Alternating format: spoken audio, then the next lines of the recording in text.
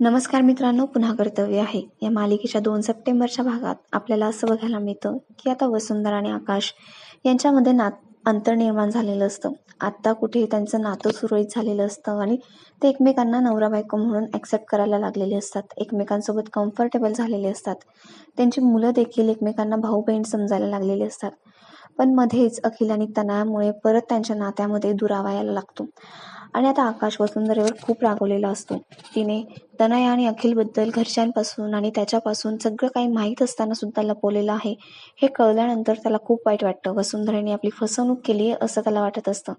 आता वसुंधरा आकाशसाठी बाहेर जेवण घेऊन आलेली असते आणि आकाश वसुंधरेवर चिडलेला असतो. तो म्हणतो, वसुंधरा, आपण एकमेकांचा खूप आदर करायचो आणि करत राहू. एकमेकांचं नातं आपण सच्चेपणाने निभवू आणि घडवू हे मला माहिती आहे. पण तरी सुद्धा फक्त मतभेद होऊ नये यामुळे एकमेकांसोबत अशी लपवाछपवी करायची हे मला अजिबात मान्य नाही.